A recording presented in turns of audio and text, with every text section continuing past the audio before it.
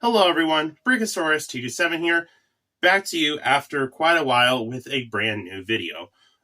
First off, I think I need to address what the heck has been going on. Well, I have been extremely busy. This has been probably the busiest year of my life. So many different things happen, and just here and there, I got to be involved in some really cool stuff. Some stuff unexpected came up this year that made things a little bit slower than usual. Just overall, it was a busy and chaotic year, and that made it harder to make videos than most of the other times I've been more consistent. Last year, 2024, I was way more consistent. This year, yeah, it's been, as most of y'all know, it's been pretty rough. So I do apologize for that.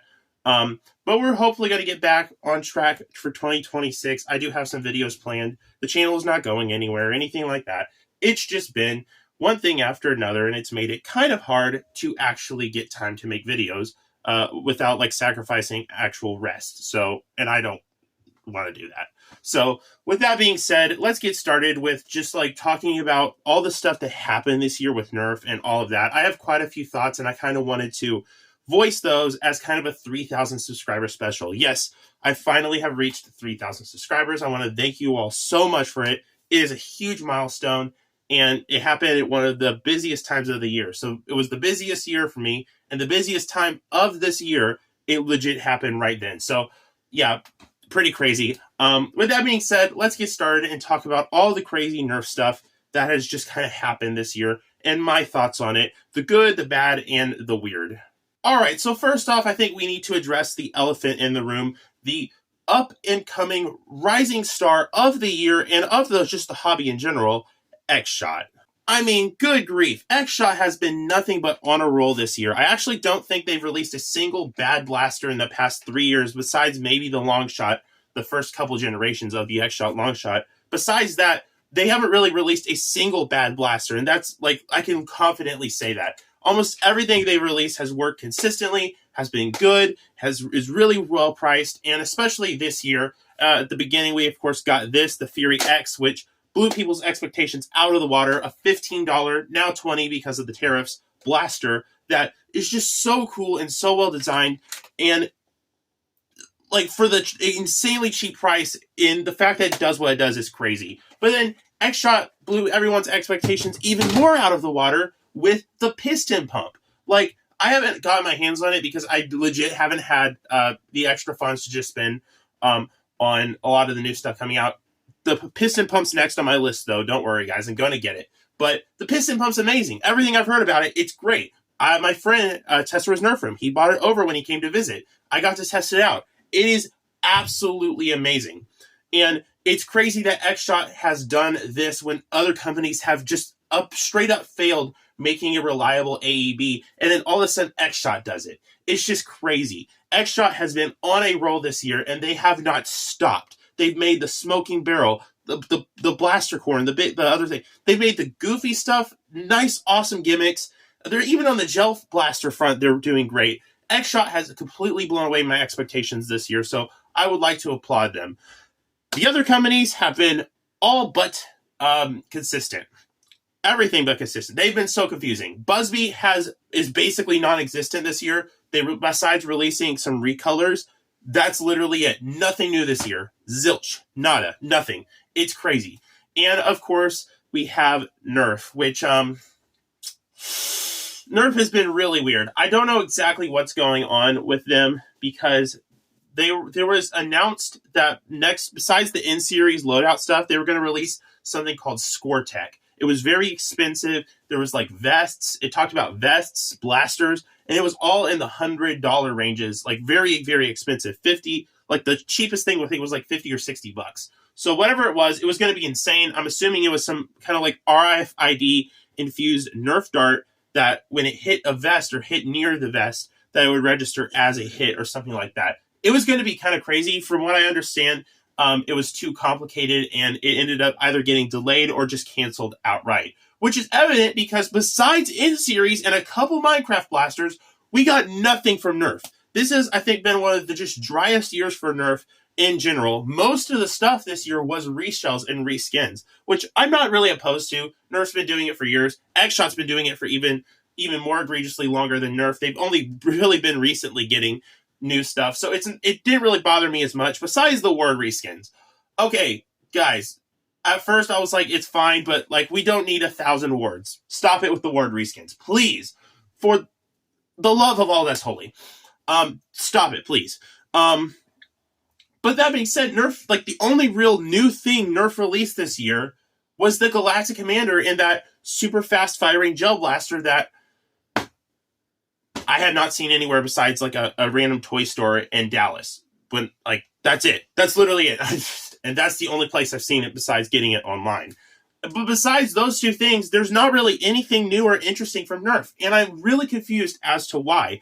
I mean, the Loadout series has promise with being basically a new version of Modulus, but we haven't even gotten any attachment packs for it. We haven't gotten any more extra in-series mags. Oh, that was a voice stutter. I don't know what that was. We haven't gotten any extra in-series mag packs or anything like that. So I don't know what Nerf is doing. They had an idea, and I thought they were going to go in a direction, and they just didn't do it, which is disappointing. The most confusing the most confusing company this year, though, has definitely been Dart Zone. Okay, look, I get it. All of the companies have had a weird year with the tariffs affecting everything, but it's just been weirder than normal. Everything got delayed, and Dart Zone stuff, like almost everything that Dart Zone released this year, besides the Cricket, literally just came rushing in near the tail end of the year, or the tail end of summer. We just got all kinds of stuff, and it was crazy. Most of it's really good, though. The Vector Pro looks absolutely amazing. The Cricket was great. That was earlier this year. The Boxer is really good. The Pirate Blaster is really good. There's a lot of really good blasters. Despite it being egregiously overpriced, the Volcanic Pro seems to be pretty good. And then you have this. This is the most confusing blaster that Dart Zone has released this year. By far the most confusing blaster. Because are you trying to tell me that they make a pistol that I've really wanted to have a budget version of for years? There are so many pistols like this. The Viper, the Volcanic Pro, and they're all super expensive. And Dart Zone releases a budget blaster and it sucks, at least for the most part. There are good ones. It seems that Dart Zone is slowly fixing them and replacing the ones that are defective with good ones. But there's still some bad ones out there, which really sucks. It actually sucks so bad that most or a good chunk of these don't work. It sucks. I hate it so much because I have one that works superly, that's not a word, that works super well. And I love this thing. This thing is going to be one of my go-to sidearms for the foreseeable future, as long as it holds up, and it has so far. I'm going to review this thing. But it sucks because most of them suck, at least on the initial launch. Again, Dart Zone seems to be fixing it, and you can literally just go to Walmart and test the triggers yourself, and if you feel a good one, you're good. It's going to be fine. But it is kind of crazy that there's been so many issues with this blaster for other people. I hate that. This is the most confusing blaster Dart Zone's released because it should be one of their best. It has everything put together to be one of their best blasters, and they fumbled it because of some bad quality control. Why Dart Zone? And of course, Dart Zone having the insane price increases this year. Okay, I get that the tariffs affected the prices. Everything shouldn't be that expensive on your website. Good heavens.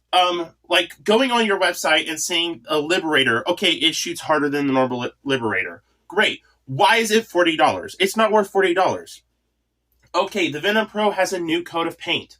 It is, was it 70? I think it's $70. $70 for a Venom Pro. Now, don't get me wrong, you can still get the green Venom Pro for $50, so I'm not too mad about that. It's just a recolor. You can still get the blaster itself for the $50 it released for, or $55. That's fine.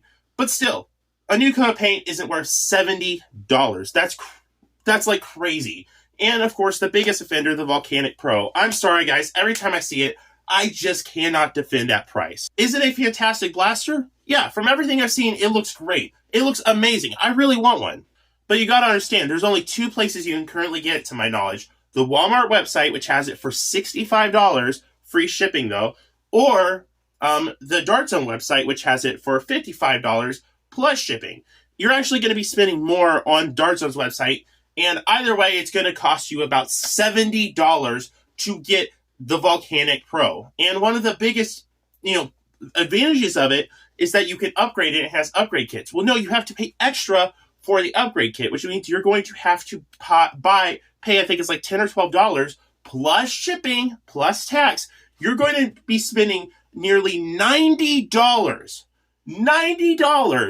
to get a Volcanic Pro with all the options that it has. I'm sorry, that's just way too expensive. Nothing about the Volcanic Pro to me says it's worth $90. It's a good blaster, just not worth $90. Two things can be true at once. And people using the excuse that, the Viper is super expensive. Blasters like this are super expensive, so it makes sense. At the end of the day, you're not paying much more for, you're going to end up paying more for a Volcanic Pro than getting one of these. And I would argue that this might be better. I don't know. I'm sorry, guys. I still need to test this blaster out a little bit more. I've only had it for a while, but my point is, there are already, for the price that you're getting the Volcanic Pro with the upgrades, there are better options. And again, you could argue that the terrorists affected it, but it shouldn't be that bad, okay? This thing right here, the Fury X, it was $15, it got raised to $20. That's not too bad of a deal considering what it does. Most of the other blasters this year, like the Nexus Pro X, only got their price raised about $5. So at the end of the day, the Volcanic Pro should not be as expensive as it is, and it sucks that it's only a website exclusive. I was really impressed with the Primus, though. That was good. But my point is, Dart Zone has been really weird this year. I feel like the whole year has been weird, and I would argue this is the weirdest year for the hobby of all time, because I don't know exactly why it's so inconsistent, so crazy on one side, and so just bad on the other, and it's so weird. I don't know what it is. Everything about this hobby, every single company has just surprised me in good, bad, and weird ways this year, and I don't know exactly what to say. I will say I am glad that Dart Zone seems to finally have their flywheelers in check without having major burnout issues. It's about time, Dart Zone. It's about time. But yeah, it's kind of crazy. With all that being said, my opinions on Nerf and the hobby this year is that this is kind of the trial year. And I said this last year. 2025 is going to be a make or break year for Nerf. And I feel like this has more or less made it and solidified which companies are going to be going forward, hopefully, in the future. I think 2026 is going to be like the actual deciding year of whether things are going to get better for the hobby or not, because I don't know. I see it going both ways. I could see it even diminishing more in popularity and things getting worse, but I could also see it getting better. Nerf is releasing a Melee series, which looks pretty cool. I haven't seen them myself, but checking out what the newer Nerf sword that they had, it was actually really good. And if this series is anything like that Nerf sword, I'm actually pretty pumped for that. And hopefully they get their in-series crap together, and hopefully they start working on Nerf Pro again. Just because the Cinder and Torrent failed doesn't mean that they should stop. I think they should try to improve that. Hopefully Hasbro listens. We'll see. Hasbro rarely listens, but I'm a pessimist. Optimist, not a pessimist. I'm an optimist by heart, and I think there is a chance we could get something good this year from every single company. But we'll see. We'll see. I'm not gonna jinx it. It could go either way. With all that being said, it's been a crazy year, and I want to thank you all for being supportive of the channel, despite not anything happening this year that I wanted to. I wanted to do in-series movie 3. I wanted to do another short film. I wanted to do 2 or even 3 seasons of Nerf Archives, and none of that happened. Because it's been a chaotic year, to be completely honest. I did not expect all the stuff that happened this year to happen, and it's made things kind of just crazy, for me. But thankfully, things seem to be going back together slowly, and I'm kind of feeling confident that next year I will be able to get some stuff done and actually get a consistent upload schedule out. Thank you all, though, so much for 3,000, and I could not do it all without y'all. And I want to thank y'all for sticking with the channel, even though I haven't been as active this year. It's been an amazing year, and I really appreciate all of you guys so much. Y'all are what make this channel. Y'all are the reason I have this channel. The community I have found through Nerf. I have found some of my best friends through this channel, through being in their hobby, and I can't thank y'all and the hobby enough for that. And that's one reason I do think the hobby is not going to go anywhere anytime soon. Because even though, yeah, it's not as popular as it used to be, it's still such a rich and cool hobby. And there's so many great people in it. And I just want to thank you all for that. So yeah, with that being said, thank you so much for watching. I hope you enjoyed this video, end of the year recap for my channel and explanation, and a 3,000 subscriber special. And I'll see you on the next one. Bye-bye.